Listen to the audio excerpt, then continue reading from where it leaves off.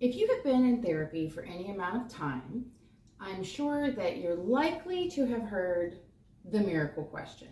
We get taught this a lot, and the question goes something like, if I had a magic wand and I waved it for you, and everything in your life were perfect, and all the problems that you have were taken care of, the next morning when you woke up, how would you know that the magic had worked?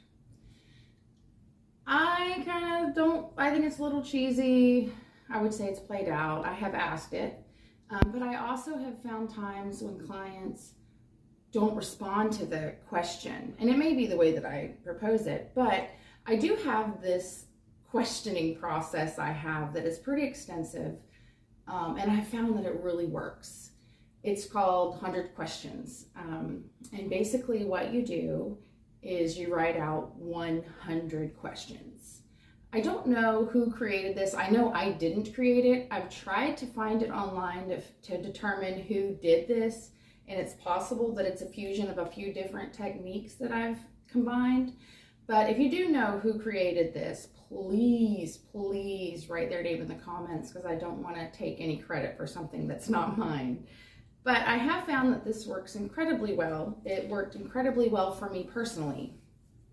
I was in my late 20s, and what you do is you wake up, typically if you're an early riser, 4 or 5 in the morning when there's no distractions, and you start writing 100 questions. Literally 100 questions. And about the first 50 are just going to be really just busy nonsense questions. You might write, why is grass green? Why does poop stink? And then after you get to around 50 to 80, you'll start to notice a pattern. Earlier today, I went ahead and I did 100 questions.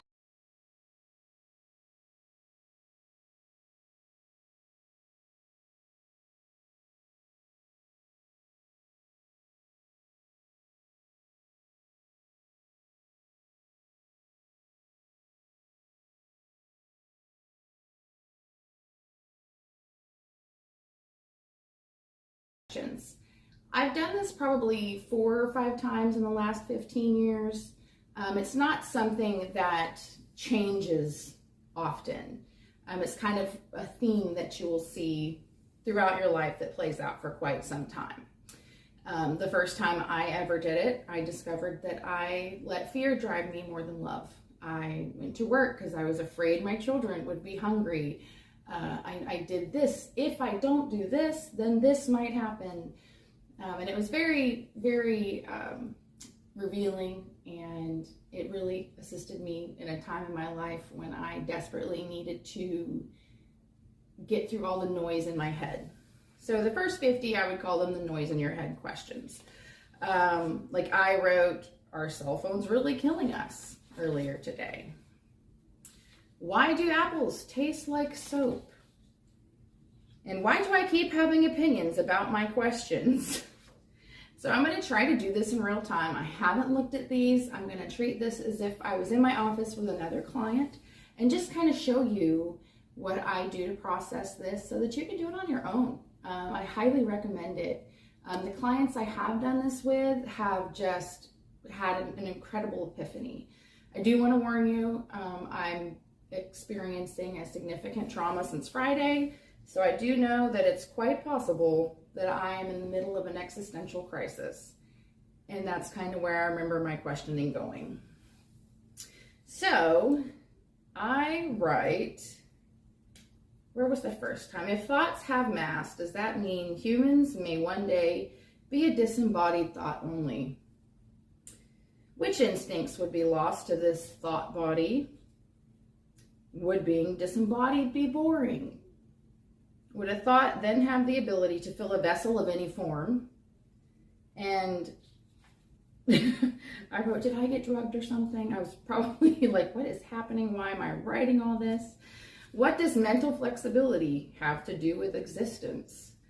And then around 52, I think I had some indigestion, and I wrote, how corrosive is stomach acid?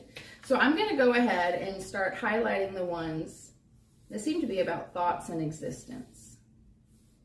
I wrote, how did I just lose a flow state? So how did I lose a flow state? If others within a self-actualizing universe did not contribute to the actualization, would they then be considered non-others? That reminds me of my kid always talking about NPCs and non-playable characters. So maybe I've just joined my children in their thought processes. I don't know. Who would be the authority to decide if we were in a self-actualizing universe? Yeah, like whose self would be the one to be the authority to say, yeah, we're in a self-actualizing universe? Would this create an endless cycle of have and have-nots? Would non-others be permitted to influence the universe? Let's see, where do I go? 253. Why is my nervous system so overactive? What other connections could become intertwined, such as is seen in synesthesia? Could humans or animals, is this what dolphins can feel? Okay, I remember thinking, if synesthesia is kind of the fusion of the nervous, our different connections, like our optic nerve and our hearing nerves can combine, and sometimes people can hear colors. I know that sounds kind of wild, but it's true. A lot of people that are very good at art actually have synesthesia. So let's see. It seems that I definitely was on a need to know more, and like a seeking connection. So when I look at this and how I'm trying to connect, where am I going in this life? What is happening to me? It does really reveal to me, I am experiencing a trauma. On Friday, my dog died, and I've always just loved that dog. She was probably a combination of Cinnamon from Step Brothers and Marley from Marley and Me, but I loved her anyway, and it was really hard to lose her. So I have been in a really strange place. So I can see why right now my soul seems to want to understand what next, and like where has my dog spirit gone to. So, and then around 80, you kind of get back to just strange questions that really don't matter. Are real and relative related? Why does that last question make me giggle? Why is real also pronounced real, as is seen with red and read? Why isn't real also pronounced rel, as is seen with read and read? Yes, that's the inner workings of my mind. So if you're struggling and you're kind of just having a difficult time orienting yourself and knowing, where in this forest of my mind am I, give the 100 questions a try. I personally think that it's a phenomenal way to get through all of those thoughts and kind of, those thoughts that remain in the front of our lives, like I got to get up, I got to go to work, I got to get the kids, I've got to cook dinner, I've got to plan meals. If you can get through those, and then really, once you've spent some time getting deeper in and determining what's really going on with you, it's a very refreshing feeling to be able to pinpoint, where am I? What is going on with me? And kind of get away from that magical question. I do wish we could kind of, maybe it's me, maybe I need to learn a new way to ask the magic question. But the 100 questions works, and if that's something you think might work for you, please do it. If you do, let me know in the comments, and I'll be happy to respond and see what you thought of it. I hope you guys have a wonderful day.